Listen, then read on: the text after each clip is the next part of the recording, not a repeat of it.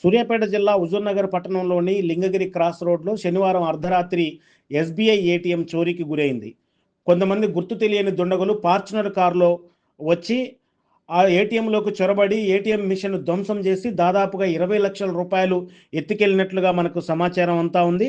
అయితే వెళ్ళేవారు ఊరికే వెళ్లకుండా ఎలాంటి ఆధారాలు లభించకుండా ఏటీఎం మిషన్ తగలబెట్టిపోవడం అనేది ఆశ్చర్యానికి గురి చేస్తూ ఉంది.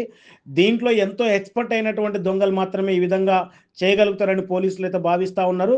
విషయం తెలుసుకున్నటువంటి పోలీసులు, క్లూస్ టీమ్ సిబ్బంది ఘటనా స్థలానికి చేరుకొని ఆధారాలను సేకరించి కేసు నమోదు చేసుకొని దర్యాప్తు అయితే కొనసాగిస్తూ ఉన్నారు. హుజూర్నగర్ నియోజకవర్గంలో ఇటీవల జరుగుతున్నటువంటి ఈ వరుస దొంగతనాలు ఏవైతే ఉన్నాయో అటు ప్రజలను ఇటు పోలీసులను కంటి మీద కునుకు లేకుండా చేస్తున్నాయని చెప్పొచ్చు.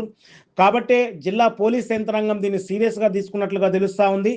ఏటీఎం చోరీకి గురైనటువంటి విషయం తెలియగానే జిల్లా ఎస్పీ ఆదేశాలతోటి హుజూర్నగర్ పోలీసులు ఎవరైతే ఉన్నారో వీరందరూ కూడా ముమ్మర గాలింపు చర్యలు చేపట్టినట్టుగా తెలుస్తూ ఉంది.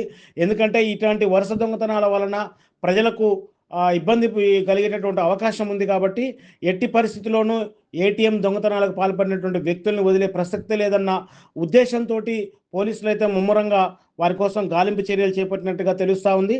ఏది ఏమైనప్పటికీ కూడా హుజూర్నగర్ నియోజకవర్గంలో పోలీసులకు ఈ దొంగలు సవాలు విసురుతున్నట్టుగా మనకు అనిపిస్తూ ఉంది. కాబట్టి ఇప్పటికైనా ఏటీఎం సెంటర్ల దగ్గర సెక్యూరిటీ గార్డును నియమించి అదేవిధంగా భద్రతను కట్టుదిట్టం చేయాల్సిన అవసరం ఉందని చెప్పేసి ప్రజలు మాత్రం భావిస్తూ ఉన్నారు. కానీ ఈ ఫార్చునర్ కారులో వచ్చి దొంగతనాలకు పాల్పడేటువంటి రేంజ్లో దొంగలు డెవలప్ కావడం అనేది ఇక్కడ మనకు ఆసక్తి రేపుతా ఉంది.